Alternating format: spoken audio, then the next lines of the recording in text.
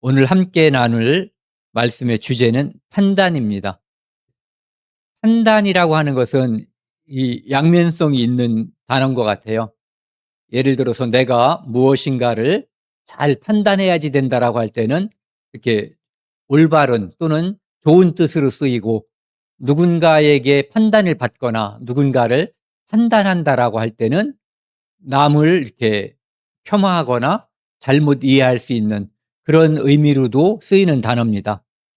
근데 이제 오늘 함께 나눌 이 말씀은 주로 하나님 말씀에 입각해서 내가 누구인지, 또 내 운명이 어떤 것인지, 또는 다른 사람들, 그 사람들은 지금 어디에 있는지, 그 사람들이 어떤 삶을 살고 있는지, 나는 그 사람들에게 무엇을 도울 수 있는지, 이런 것들을 판단해보자라는 좋은 의미로 사용하는 그런 판단에 대해서 함께 나누겠습니다. 제가 다시 한번 읽겠습니다. 또 어찌하여 옳은 것을 스스로 판단하지 아니하느냐. 이 말씀은 예수님께서 이제 좀 이따가 이제 살펴볼 건데요. 그 유대인들에게 너희가 다른 것은 다 알고 똑똑하고 훌륭한데 어떻게 나에 대해서 관심이 없고 나에 대해서 알지 못하냐라고 책망하시는 거죠. 구약 성경은 옛 약속이에요. 그러니까 옛 약속은 하나님께서 이스라엘 민족에게 그리스도에 대해서, 즉 메시아에 대해서 약속해 주신 거예요. 메시아를 보내주겠다고 하는 것이 옛 약속이죠. 수많은 선지자들에게 그것을 약속하셨어요. 그리고 그 약속대로 오신 거예요. 구약 성경에는 이렇게 삼각형으로 다 약속을 하시고, 예수님이 동그란 모습으로 오셨다면 알아보기가 어렵겠죠. 그런데 약속하신 그 말씀대로 그렇게 오셨는데, 어떻게? 아브라함의 후손으로, 유다의 후손으로, 다윗의 후손으로, 솔로몬의 후손으로 이 땅에 오셨어요. 그런데 유대인들은 그를 요셉의 아들로, 목수로 비하했고, 그를 메시아 그리스도로 인정하지 않았죠.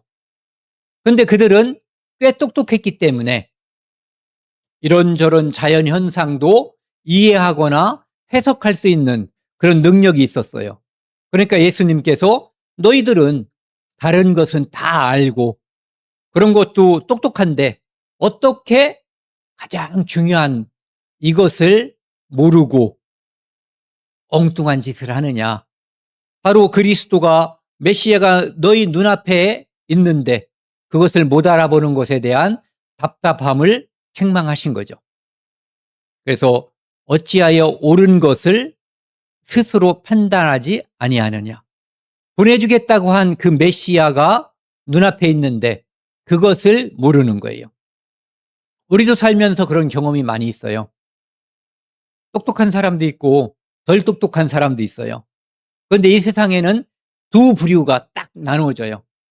예수 그리스도를 믿고 구원받은 사람, 아직 믿지 않고 구원받아야 할 사람. 이 두 가지로 이 세상의 사람을 분류할 수가 있어요. 그런데 그 사람들이, 아직 믿지 않는 전도의 대상인 그 사람들이 어떤 분야에 있어서는 너무너무 똑똑하죠. 네. 너무너무 똑똑해서 혀를 내두를 만큼 감탄하게 만드는 그렇게 똑똑한 모습을 보여줄 때가 있어요. 그런데 인생에 있어서 가장 중요한 문제, 영생의 문제, 거듭나는 문제에 대해서 무지하거나 무식하거나 또는 무관심할 때 우리도 역시 답답함을 느끼죠. 창세기를 보시면은요, 창세기 3장 22절에요. 하나님께서 먹지 말라고 한 선악과를 드디어 먹었어요. 누가 먹었냐면은 아담의 아내인 하와가 먼저 먹었고 남편에게 주매 그도 먹은지라, 이렇게 돼 있어요. 먹고 나서 그들에게 변화가 생겼죠.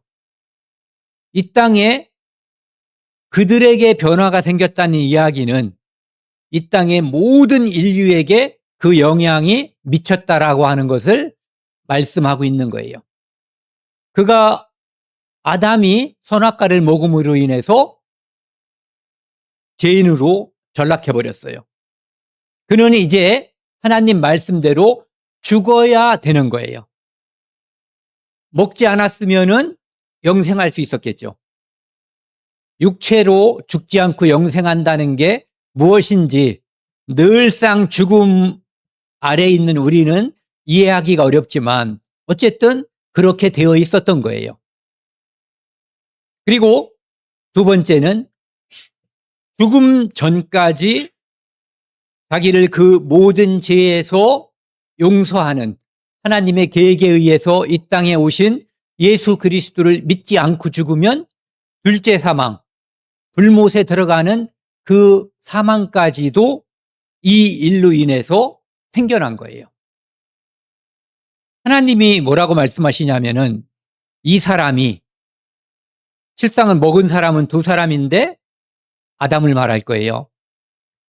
선악을 아는 일에 우리 중 하나와 같이 되었으니 그가 그의 손을 들어 생명나무 열매도 따먹고 영생할까 하노라. 아담이 에덴 동산 중앙에 있는 지금 선악을 알게 하는 나무의 과일을 먹었어요. 그래서 그는 이제 선악을 아는 일에 하나님처럼 하나님과 같이 됐다라고 돼 있어요. 그리고 그가 이제 동산 가운데에 있는 생명나무의 실과를 먹어버리면 뭐라고 돼 있냐면은 생명나무도 따먹고 영생할까 하노라. 죄인이 영생하는 게 좀 전에 말씀드린 둘째 사망 불못에 들어가는 거예요. 그것을 막기 위해서 하나님께서는 아담과 하와를 에덴 동산에서 쫓아버렸죠. 왜?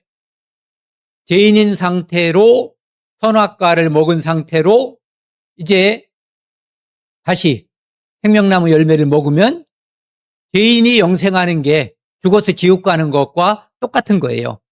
그렇기 때문에 그것을 막기 위해서 불칼, 화염검을 에덴 동산에 두셨고 그리고 그룹들이 함부로 들어와서 침탈하지 못하게끔 막아버리신 거예요. 그리고 나중에 그것을 이제 하나님께서 막으신 그 길을 예수님께서 내가 곧 길이요 진리요 생명이라고 말씀하셨죠. 그래서 그분께서 공식적으로 하나님께서 열어주시는 길, 휘장을 찢어 놓으신 그 길을 통해서 생명나무에 접근하게 해주신 거예요. 그래서 이 그림을 한번 보시면은요, 하나님께서 에덴 동산에서 주신 그 말씀에 따라서 그때는 말씀이라는 게 선악과 먹지 말라는 게 성경 말씀, 하나님 말씀의 전부예요. 그래서 먹기 전에는 기준이 하나님 말씀이었어요. 그들의 삶의 이정표 하나님 말씀이에요. 계획 세울 필요 있어요, 없어요? 계획 필요 없어요. 이스라엘 민족의 광야에서 계획 있어요, 없어요? 계획 필요 없는 거예요. 그냥 인도하시는 대로 가면 돼요. 에덴 동산에서 그들의 삶은 그거였어요. 그런데 기준이 바뀌었어요, 이제. 무엇으로? 나의 판단으로. 하나님께서 정하신 것, 하나님 말씀에 순종하면 그들이 먹고 입고 입을 필요 없었을 때예요. 사는 모든 것이 풍족한 그 상태에서 하나님의 말씀을 불순종하고 나서 그들의 입장이 바뀌어버렸어요. 그들은 예전에는 모든 삶의 지표는 하나님이었어요. 그런데 이제는 내가 계획 세우고 내가 결정하는 거예요. 이거 한번 생각해 보자고요. 우리가 내비게이션 있잖아요. 그 내비게이션의 가장 기본되는 것은 북쪽과 남쪽을 가리키는 나침판이에요. 어디로 가면 북쪽인지 어디로 가면 남쪽인지가 기본으로 설계된 다음에 좌측으로 가면 서쪽이고 우측으로 가면 동쪽이란 말이에요. 그런데 내비게이션의 이 북쪽, 남쪽 이것이 흩어져 버리면 어디로 가야 될지 모르는 거죠. 그렇게 돼버린 거예요. 인간에게. 그래서 예전에는 하나님 중심의 삶을 살았는데 이제는 자기 중심, 스스로 입법자가 된 거예요. 내가 내 삶을 개척하겠다. 인문주의자들이 입장에서 보면은 훌륭한 거죠. 무엇에 의존하지 않고 내가 내 인생을 개척하는 거니까. 그런데 그것이 하나님의 입장에서 보면은 엉망이 돼버린 삶을 살게 되는 거예요. 그거 생각해 보면 쉬워요. 애굽에서 나온 이스라엘이 광야에서 내가 한번 내 맘대로 살아보겠다. 그러면 어떻게 돼요? 어디에 오아시스가 있는지 알 수가 없죠. 그들은 처음 가보는 땅이에요.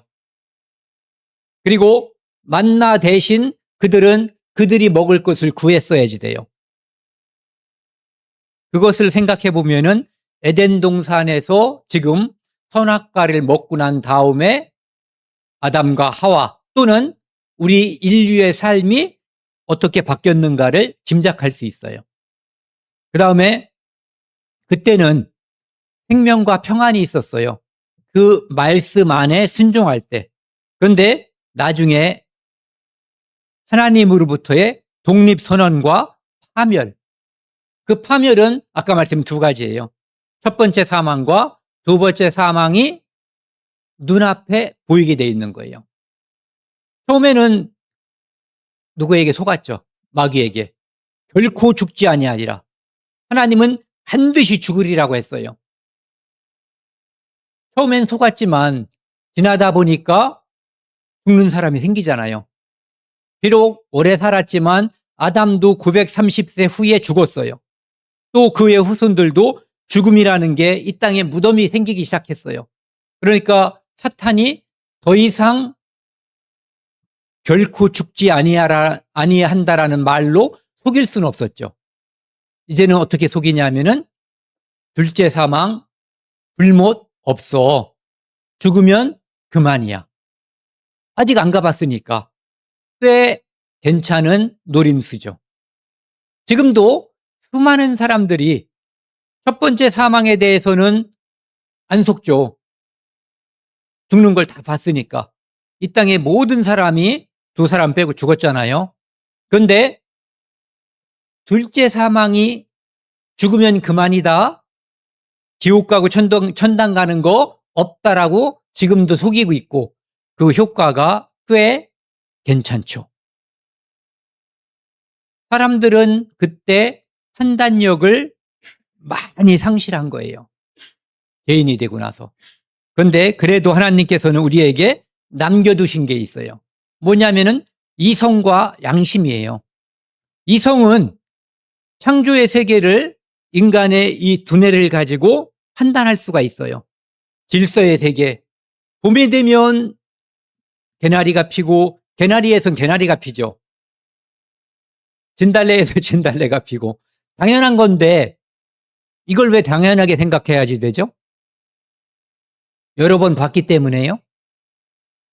잘 생각해 보면 법칙이 있는 거예요. 하나님께서 만드신 법칙이 있어요. 콩 심은 데 콩 나고 팥 심은 데 팥 나는 것이 하나님의 법칙이에요.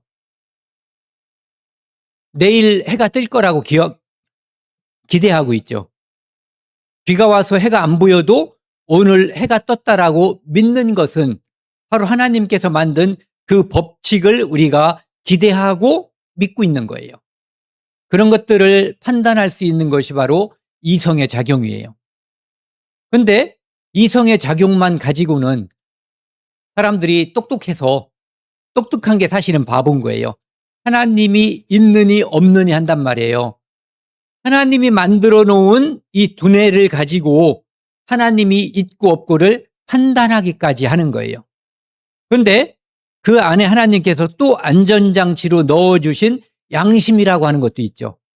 이 양심은 파멸로 인간이 치닫지 않도록 자신의 한계를 깨닫고 죄를 깨닫고 하나님께 의지하고 하나님께 돌아갈 수 있게끔 해주는 안전장치, 영혼의 파수꾼이라고 볼 수 있어요. 그 두 가지가 정상적으로 작동하면 인간이 비록 죄인으로 전락했지만 다시 하나님을 찾을 수가 있어요. 물론 그 찾으려고 하는 마음이 어떻게 연결돼야지 되냐 하면은 결국은 먼저 구원받은 사람에 의해서 이 성경을 배우게 되어야만 열매, 결실을 맺을 수가 있죠. 혼자 성경을 연구한다고 해서 무엇이 생겨나진 않아요.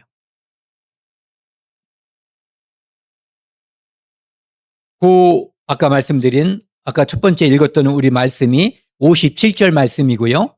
그 앞에 이런 말씀이 있어요. 또 무리에게 이르시되 너희가 구름이 서쪽에서 이는 것을 보면 곧 말하기를 소나기가 오리라 하고 과연 그러하고 너희가 그렇게 믿고 있는 대로 그렇게 알고 있는 대로 정말 그런 일이 벌어진다는 얘기예요. 이스라엘은 서쪽은 지중해예요. 그리고 지중해 옆에는 해안지대가 있고 그 다음에 해안지대와 요단강 사이에는 산맥이 있었어요. 그러니까 서쪽에서 생겨난 비구름이 이렇게 일어나서 산맥을 넘어오면서 높이 올라가니까 이슬점 이하로 떨어져서 이제는 이쪽에 비가 내리게 되는 거죠. 그러니까 이 사람들이 많이 봐온 거예요. 저쪽 서쪽에 지중해 쪽에 구름이 올라오면 비가 오더라. 소나기가 오더라.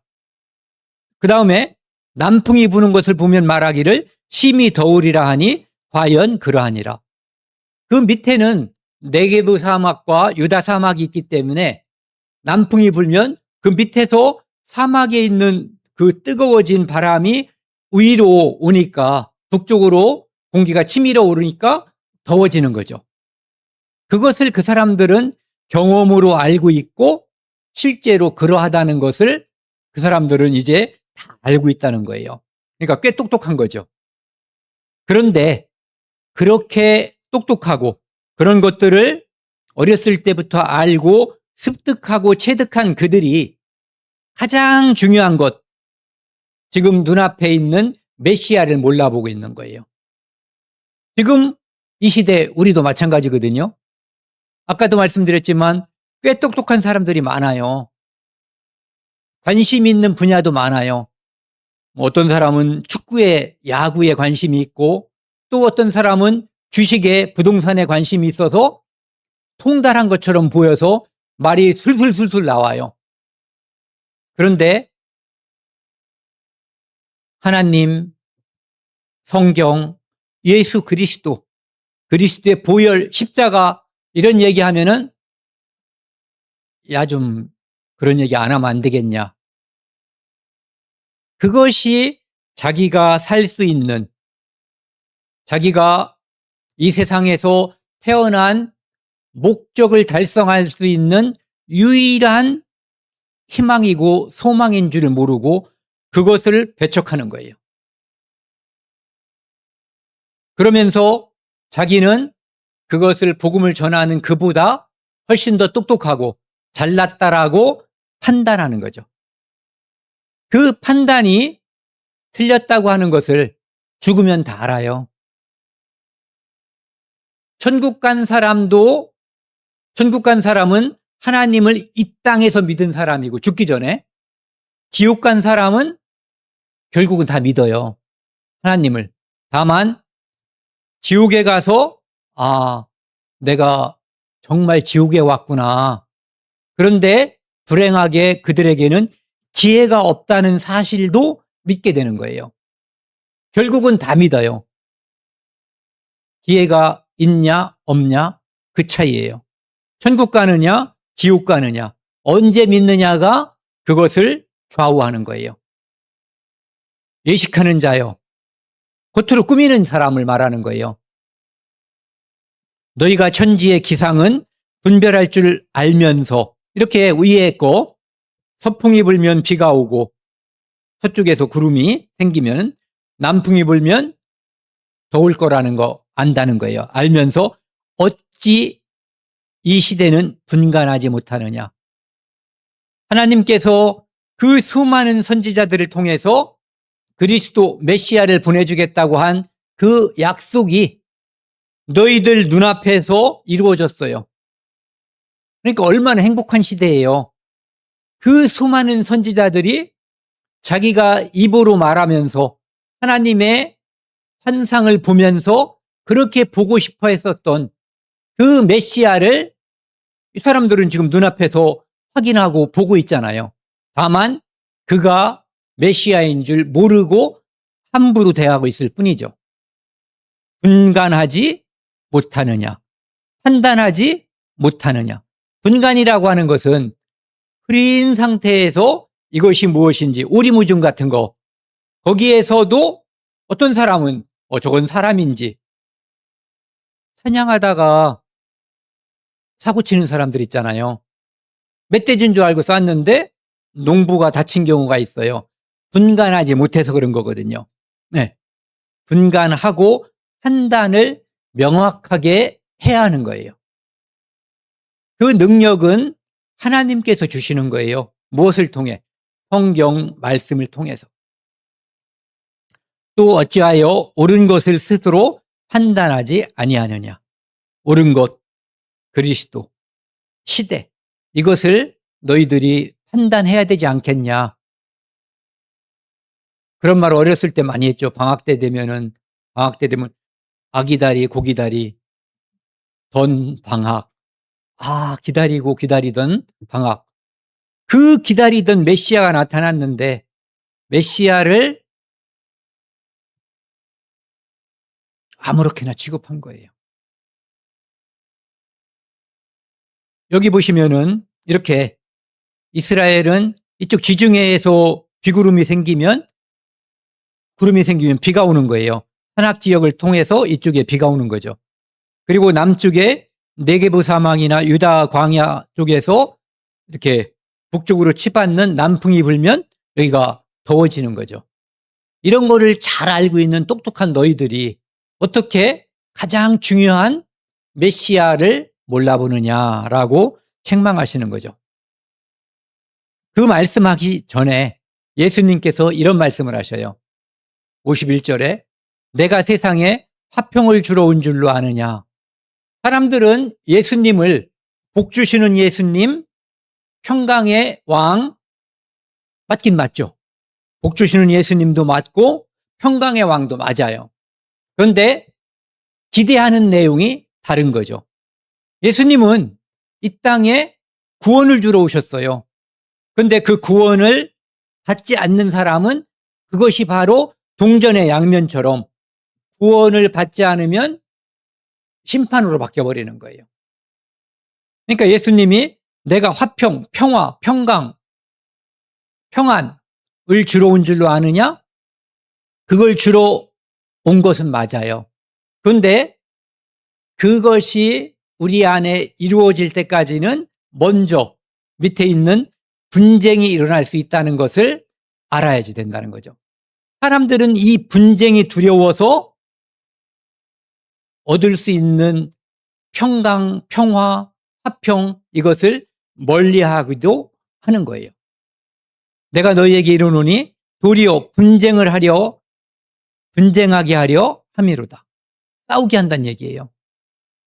멀쩡한 집안에 누가 예수를 믿더니 집안이 이렇게 자꾸 분쟁이 생기고 만나면 좋은 친구여야지 되는데 싸우게 되는 거죠.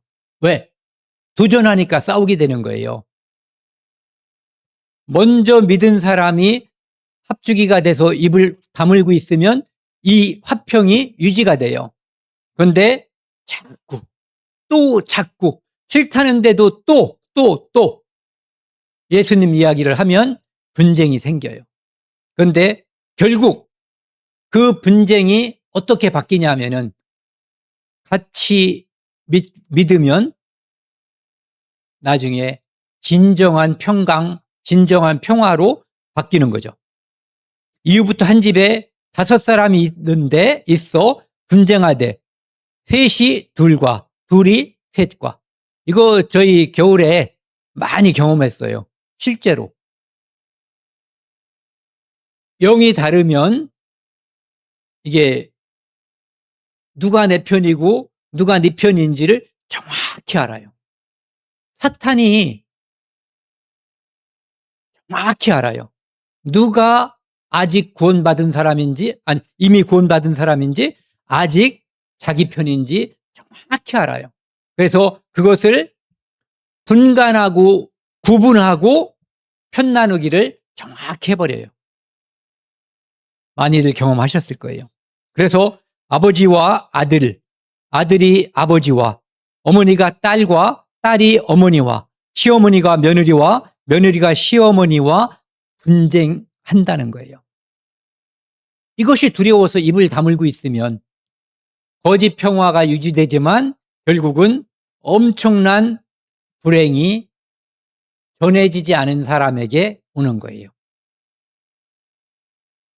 그래서 우리가 할 수 있는 게 뭐냐면은 하나님께, 예수님께 맡기고 전하는 거예요. 결과는 우리가 만드는 게 아니에요. 결과는 하나님께서 정하시는 거예요. 우리는 그분을 믿고 그분을 의지하고 그분이 주 예수를 믿으라 그리하면 너와 내 집이 구원을 받으리라 얻으리라 했기 때문에 우리는 그 말씀 믿고 담대하게 전하는 거예요. 결과는 하나님이 책임져 주시는 거예요. 결과까지 내 마음대로 하려고 하면 어려워져요. 그러니까 결국은 예수님을 믿는다고 하는 것은 한 집안의 평화, 진정한 평화를 말하는 거예요. 분쟁 상태가 야기됐는데 그 분쟁 상태는 누군가가 한 사람이 예수 그리스도를 왕으로 받아들였을 때, 구원자로 받아들였을 때 분쟁이 생기는 것이고 그 집안에 이제는 모든 사람이 다 예수 그리스도를 구원자로 받아들이면 분쟁이 종식되는 거예요. 진정한 평화가 오는 거죠. 그분은 이 땅에 평강의 왕으로 오실 것이 이사야에게 예언되어 있어요. 그분은 진정한 평화의 왕이에요. 그래서 그분을 각자 각 사람에게 비추는 빛으로 우리 양심에 비춰질 때, 그분을 나의 구세주로 받아들일 때, 아까 말씀드린 둘째 사망에서 벗어나는 거예요. 그분을 이 세례 요한, 침례 요한의 아버지 사가랴가 이렇게 이야기했어요. 누가복음 1장 68절에서 79절까지 그 사가랴의 예언이 쭉 나오는데 77절부터 79절까지 천천히 한번 같이 읽겠습니다. 주의 백성에게 그 제사함으로 말미암는 구원을 알게 하리니 이는 우리 하나님의 긍휼로 인함이라. 이르소 돋는 해가 위로부터 우리에게 임하여 어둠과 죽음의 그늘에 앉은 자에게 비치고 우리 발을 평강의 길로 인도하시리로다 하니라. 예수님이 이 땅에 세례 요한, 침례 요한보다 한 6개월 후에 태어나잖아요. 제사장이었던 사가랴가 메시아가 온다고 하는 그 천사의 예언을 듣고 알려주심을 먼저 듣고, 선지자니까 먼저 한 사람이에요. 주의 백성에게 중요한 것 뭐냐면은 제사함이 없는 구원은 존재하지 않는 거예요. 피 흘림이 없는 제사함은 존재하지 않는 거예요. 그러니까 십자가를 믿는 것이고 예수님을 믿는다고 하는 것은 예수님의 십자가에서 흘린 피가 우리의, 아니 나의 모든 죄를 영원히 용서했다는 것을 믿는 거예요. 그래서 제사함으로 말미암는 구원이에요. 거듭남은 제사함으로부터 오는 거예요. 중생은 제사함으로부터 오는 거예요. 평강도 제사함, 평안도 제사함으로부터 오는 거예요. 그래서 어둠과 죽음의 그늘, 아담의 후손은 모두 다 이렇게, 그 후손 모두 다 어둠과 죽음의 그늘에 있는 거예요. 예수 그리스도의 참빛이 그들의 양심에게 비추기 전까지 그들은 그 길에서 돌이키지 못하는 거죠. 예수님이 이 땅에 오셔서 내가 곧 길이요 진리요 생명이라고 했을 때 비로소 그 길을 따라가는 자들에게는 진리와 생명으로 연결되는 거예요. 그래서 예수님께서 십자가에서 돌아가실 때 다 이루었다 하실 때 이 땅에 오신 목적을 모두 다 달성하신 거예요. 구원자, 그의 피 흘림으로 말미암아 모든 인류의 죄를 용서하는 길. 그래서 휘장이 위로부터 아래로 찢어져서 둘로 나뉘게 된 거죠. 이스라엘 민족은 1년에 한 번씩 대제사장이 염소의 피를 가지고 지성소에 들어갈 수 있었어요. 그런데 이제 예수님이 십자가에서 흘린 그 피로 말미암아 매일 누구나 어디서나 언제나 지성소에 누구나 언제나 어디서나 들어갈 수 있는 길이 열려버린 거예요. 아까 말씀드린 그 막혔던 그 길, 하나님께서 아담과 하와가 몰래 들어와서 선악과를 따먹고, 아니 생명나무 실과를 따먹고 영생할까봐 막아놓았던 그 길을 공식적으로 하나의 길만 터주신 거예요. 예수 그리스도를 통해서만 생명나무의 열매를 먹을 수 있게끔. 그래서 그 길이 살아있는 길, 살 길이 된 거예요. 그래서 그 길만이 우리에게 평화를 주는 길이에요. 58절, 59절입니다. 내가 너를 고발하는 자와 함께 법관에게 갈 때에 길에서 화해하기를 힘쓰라. 이것은 세상 일이 있을 때 제가 만약에 어떤 사람의 차를 세게 받았는데 소위 말하는 쌩까 버리는 거예요. 보험 처리도 안 해주고 그냥 인정도 안 하고, 그러면은 그 사람이 저를 고발하겠죠. 전까지는 제가 쌩깠더라도 고발당하면 얼른 화해하고 얼른 돈 주고 보험 처리도 해주고 우왕정심환도 사다 주고 최대한 부드럽게 말하고 해서 화해를 해야지 되는 거잖아요. 지금 그 얘기 하는 거예요. 그것처럼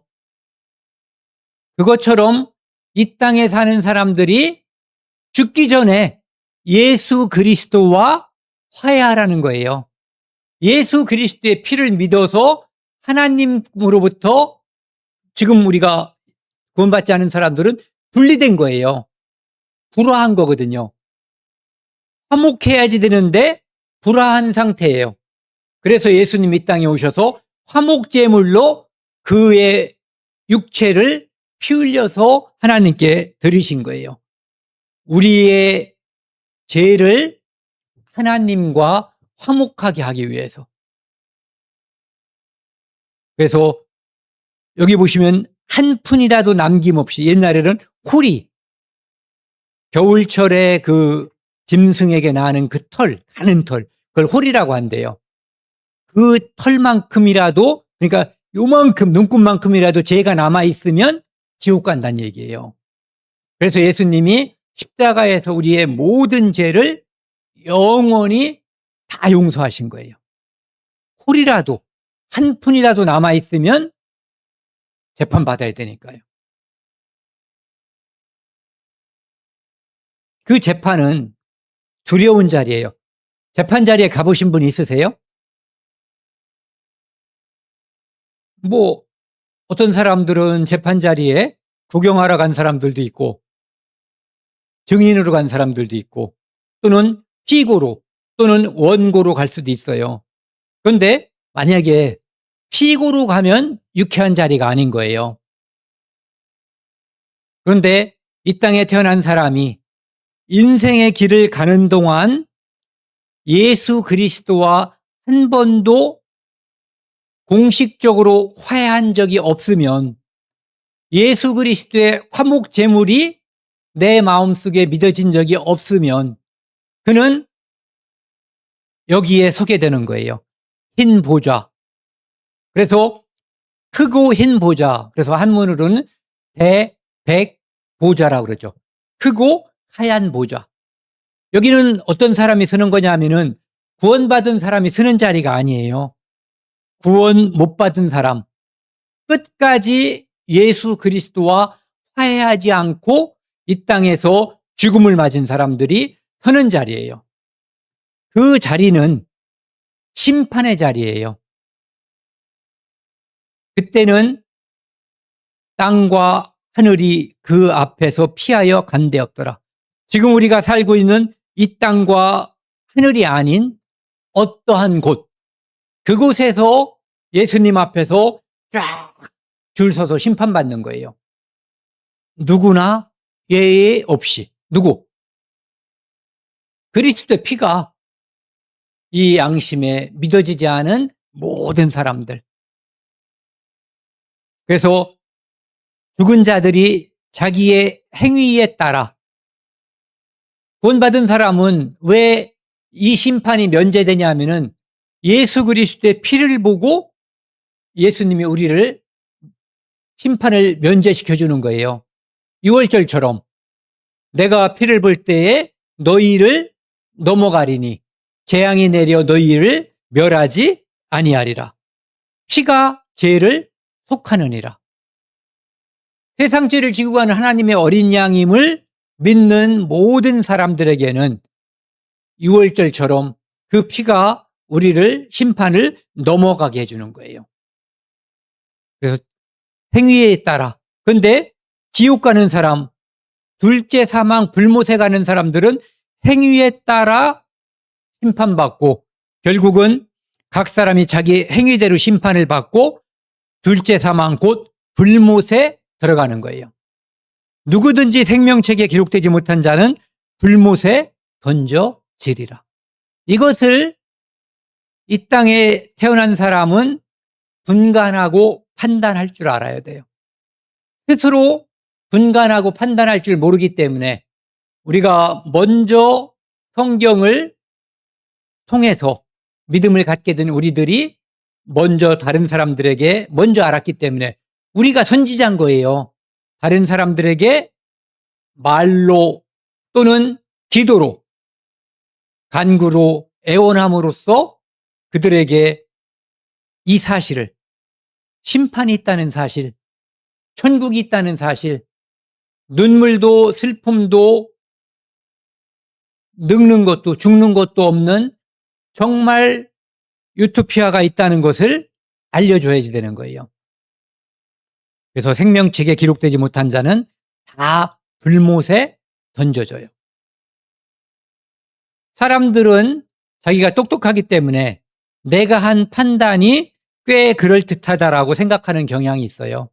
하지만 그 판단이 빗나게 하는 경우도 많이 있어요. 시험 볼 때 고르는 거 있잖아요. 흔히 사지선당, 오지선다. 그중에서 내가 맞다고 생각하니까 고르잖아요. 늘 맞는 건 아니죠. 네, 그런 거예요. 인생도 마찬가지예요. 요즘 막 우는 사람들도 있다고 그러는데 주식도 마찬가지예요. 고르는 것, 하는 시점, 그게 늘 정답이 되지는 않아요. 그런데 그런 것들은 우리 인생에서 부수적인 문제예요. 그런데 가장 중요한 것, 나를 구원할 그분이 누구인지를 분간하고 판단하고 믿고 의지하는 그것은 내 육체의 생명을 던지는 것보다 더 중요한 문제예요. 이것은 갑자기 배 이름이 생각이 안 나는데 그 빙산에 부딪혔던 배 있잖아요. 네, 타이타닉. 타이타닉은 그 첫 항해에서 바다로 북해로 들어가 버렸어요. 북극해로. 이것은 침몰하지 않는 배라고 타이타닉이라고 명명했지만 별명은 침몰하지 않는 배라고 사람들이 명명을 한 거예요. 그만큼 안전하고 대단한 배라고 생각을 했던 거죠. 인간의 교만이 여기까지 올라갔었던 거예요. 마치 바벨탑을 쌓을 때 그런 마음이었겠죠. 이 땅에 의술이 지금 많이 올라가 있어요. 어떤 사람은 운동을 하고 식이요법으로 내가 불로장생할 거라고 착각하는 사람들도 있어요. 하지만 알죠. 죽는다는 것까지는.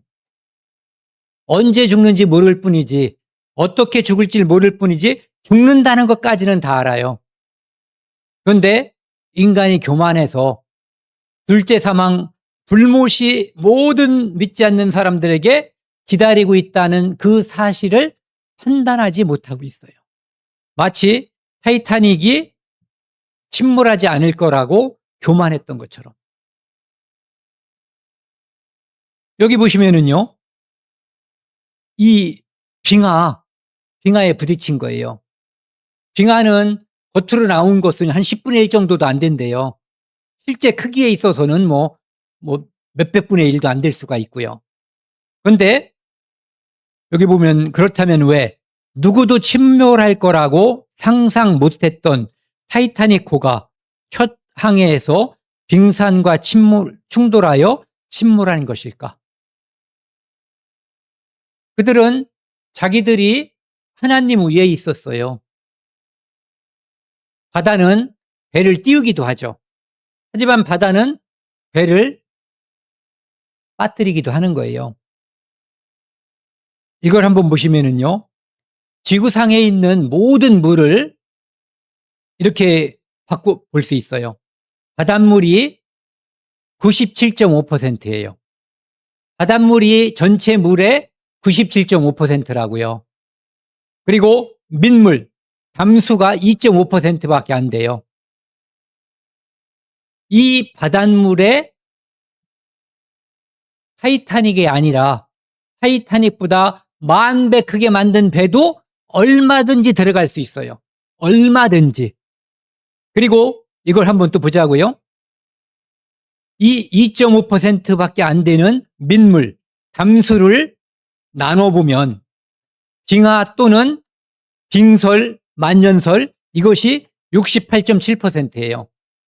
그러니까 먹을 수 있는 물 중에 대부분은 얼음으로 존재한다는 얘기예요. 그리고 나머지 30.1%는 지하수예요.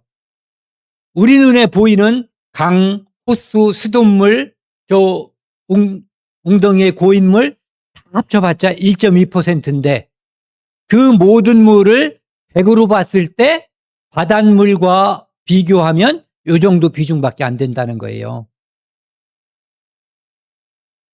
그러니까 자기들이 늘 보는 호수와 강 이런 데만 견주어서 이 타이타닉 호가 침몰하지 않는다라고 판단을 잘못한 거예요. 그리고 그들이 또 잘못한 게 있죠. 뭐냐면은 구명정을 그곳에 준비를 하긴 했어요. 그런데 설치 공간, 설계자는 이 배에는 64척, 64척의 구명정이 필요하다라고 설계를 했는데 실제로는 16개만 구명정을 세운 거예요. 그래서 이 배가 곤두박질 치기 전에 구명정을 타고 다 살 수가 있었어요. 구명정이 모두 다 준비되어 있었으면은. 그런데 16척만 준비되어 있었기 때문에 2,223명이 탔는데 1,514명이 죽었어요. 709명이 생존했어요. 그 사람들이 이 16척에 나누어서 한 거죠. 지금 이 땅에 70억 정도 인구가 살고 있다고 그러는데 그들에게 어느 정도의 구명정이 준비되어 있는지,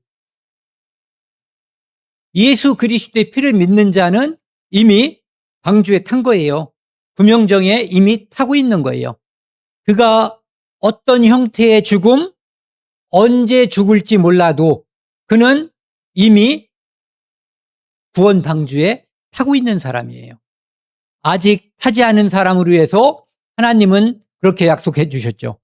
하나님은 모든 사람이 구원을 받으며 진리를 아는데 이르기를 원하신다고요. 예수 그리스도의 십자가의 피는 이 땅에 태어난 모든 사람의 죄를 용서하고도 남는 효력을 가지고 있어요. 사탄에게는 16척의 구명정이 있었지만 예수 그리스도를 믿고 천국 갈 수 있는 사람은 무한대인 거예요. 무한대. 그래서 예수님이 십자가에서 이렇게 팔을 벌리신 거예요. 성경에 없어요. 그래서 왼쪽으로는 아담까지, 오른쪽으로는 미지에 아직 태어난 하나님을 아시죠.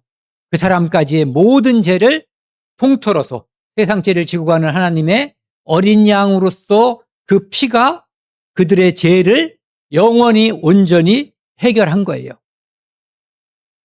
이 판단이 우리에게 있어야지 되고, 이 판단을 아직 믿지 않는 사람들에게 알려줘야 할 의무가 우리에게 있어요. 이 사람은 빙하를 처음 발견한 승무원이래요. 그런 말 들어보셨죠? 총체적 부실이라는 말. 이 사람이 처음으로 빙하를 발견했는데 원래는 망원경을 가지고 멀리 있는 빙하를 발견했어야 되는 거예요.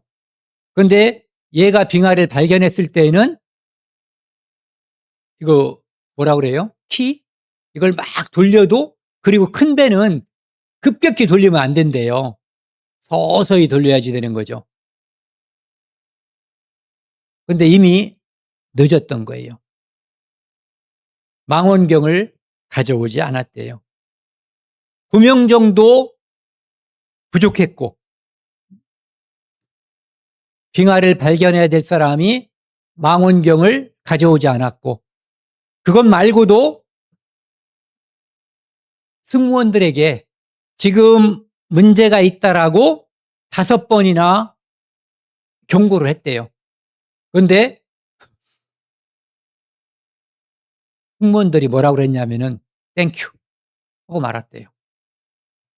야, 아무 문제 없어. 죽으면 그만이야. 다 지옥 가. 이것과 똑같은 거예요. 승무원들이 알려줘서 고마워. 하지만 문제 없어. 아무 문제 없다라고 생각하고 그렇게 행동했고, 잠시 후에 받았어요. 그리고 결과는 우리가 아는 것과 같죠.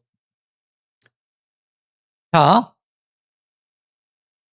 내 주변 사람은 내가 그리스도인임을, 어떤 사람은 다 아는 사람도 있을 거예요. 그래도 진절인하게 말을 해가지고 다 알아. 어떤 사람은 조금만 알아. 진짜 가족과 진짜 친한 사람들한테만 말하고 웬만한 사람들한테는 첩보요원처럼 행동하는 거죠. 언더커버처럼. 과묵한 거예요. 그런데 또 어떤 사람은 아무도 몰라. 가족도 몰라. 부부도 몰라. 그러면 주변에 있는 사람이 그 사람을 통해서 하나님을 발견하고 예수 그리스도를 믿을 수 있는 기회가 매우 줄어들거나 없어지는 거죠. 우리는 밝혀야지 돼요. 내가 그리스도인임을. 특히 언제 많이 밝혀야 되냐면은 이해관계가 첨예하게 대립할 때. 평상시에는 이야기하는 게 크게 감이 없어요. 그런데 손해를 감수할 때, 그때 내가 그것을 감수하면서 말하면 사람들이 인상 깊죠. 그래도 이렇게 생각할 수는 있어요, 물론. 어떤 사람은 대단하네 이렇게 생각할 수 있지만 어떤 사람은 이 등신 같은 놈 바보라고 생각할 수도 있어요. 하지만 그것이 언젠가 그의 마음속에 양심이라는 것이 있기 때문에 한 번쯤 자기를 뒤돌아볼 수 있는 그런 기회가 될 수 있어요. 이 세상에 많은 지표들이 이 지구가 오래 못 갈 거다라고, 그것은 이 성경을 믿는 사람들만 그런 게 아니에요. 과학자들도, 인문학자들도, 그냥 무당들도 오래 못 갈 거라고, 세상 사람들 이렇게 악해진 거 보니까 말세가 다 됐다고 많은 사람들이 이구동성으로 말을 해요. 특히 20세기 후반, 중반 이때부터 그런 말들이 많이 나오게 됐어요. 그때가 언제냐면은 사람들이 하나님을 더 많이 안 믿을 때예요. 악해졌을 때죠. 점점 더 많이 악해졌을 때. 1947년에는 그 과학자들이 종말의 시계를 자정에 종말의 7분 전이다라고 말을 했대요. 그런데 1953년도에는 2분 전이다. 이때는 냉전 시대, 미소가 막 대립할 때예요. 그리고 53년은 핵 확장으로 인해서 서로 언제 핵이 왕창 터져서 멸망할지 모른다라는 위기감이 고조되어 있을 때예요. 그러니까 2분 전이라고 했었죠. 근데 지금은 잘 그렸죠. 그냥 빨갛게 그려놨는데 몇 초 전이다.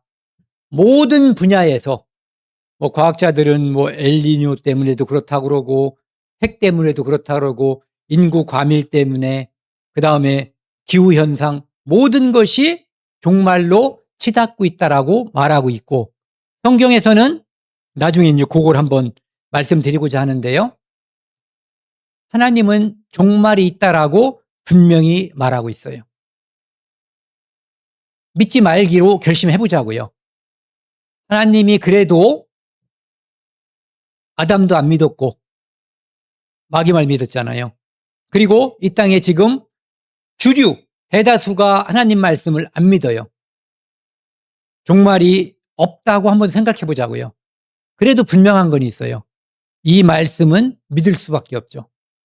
히브리서 9장 27절입니다. 함께 읽겠습니다.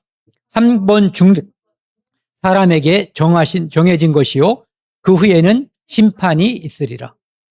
이거는 다 믿는 거예요. 너도 죽고 나도 죽고. 그 전에 보니까 기러기 울어에는 하늘 구말리. 그 다음에 뭐죠? 가을은 깊었나. 너도 가고 나도 가야지. 할아버지도 가고 할머니도 가고 엄마도 가고 아버지도 가고 나도 가고 나중엔 우리 후에 태어난 애들도 가는 거예요. 다 가요. 이것은 다 믿어요. 지금은 아담이 안 믿었던 이것을 지금 이 땅에 태어난 모든 사람들이 믿는다고요. 그 후에 심판이 있으리니. 이것은 믿는 사람만 믿죠. 그런데 앞에 말이 진리예요. 이 말씀도 진리일 가능성이 있다는 것을 믿지 않는 사람들도 한 번쯤 검토해 봐야 돼요. 한 번쯤 가슴 깊이 생각해 봐야지 돼요. 정리하겠습니다. 판단이라고 하는 것은 옳고 그른 것을 분간해서 결단을 내려버리는 거예요. 이거다 라고 결정하는 거죠. 선악과 이전에 그들은 하나님 말씀이 모든 판단의 근거였고 그들은 평강 안에 살았어요. 그런데 선악과를 먹고 난 다음에 모든 판단 기준이 자기에게 돌아왔죠. 아까 말씀드린 것처럼 내비게이션이 북쪽을 계속 한 번은 가리켜야지 되는데 나를 가리켜버리면 내가 갈 곳을 잃어버리는 거예요. 지금 이 땅에 태어난 사람들은 그런 모습인 거예요. 예. 자기 스스로 판단하는 거죠. 마치 강아지가 자기가 왜 살고 있는지, 요즘은 잡아먹는다는 얘기 하면 안 되니까, 예전에는 잡아먹으려고 사왔는지 아니면은 뭐 집 지키려고 사왔는지 애완견인지 뭐 이런 예를 들었지만, 지금은 어쨌든 그것은 주인맘이라는 거예요. 우리도 역시 주인이 알려주는 게 판단의 근거가 돼야지 된다는 거죠. 그래서 똑똑한 사람들이 기상현상도 알고 다 알지만 그리스도, 메시아, 이 세상의 구원자로 오신 예수님을 발견하지 못하면 그것은 가장 불행한 사람인 거예요. 그래서 타이타닉이 무너졌고 바닷속으로 침몰했어요. 일부만 살아남았죠. 이 견고해 보이는 이 땅이 멸망할 거라고 사람들은 생각을 안 할 것 같은데 은근히 또 많이 해요. 네. 그런데 하나님은 이 땅이 멸망할 것이라고 말씀하고 계셔요. 이 땅에서 멸망하기 전에 예수 그리스도를 구원의 방주로 믿으면 언제 죽든 어떻게 죽든 관계없이 우리는 구원받는 거예요. 그래서 종말이 있기 전에, 지구의 종말뿐만 아니라 내 인생의 종말이 있기 전에 우리는 알아야 돼요.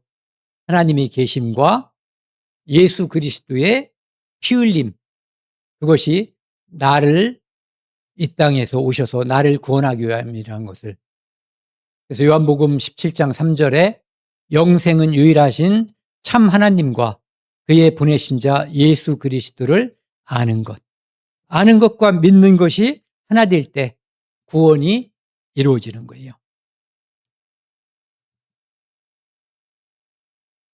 여기 이 세상에 구름만 낀 것 같지만 하나님의 복음의 말씀, 참빛이 우리에게 있는 거예요. 네. 그래서 그것을 먼저 깨달은 우리가 다른 사람, 아직 믿지 않는 사람들에게 전할 의무가 있고 책임이 있고 사명이 주어진 거예요. 그 사명은 매우 엄숙하기도 하고 귀중하기도 한 거죠. 그래서 오늘은 여기까지 하겠습니다.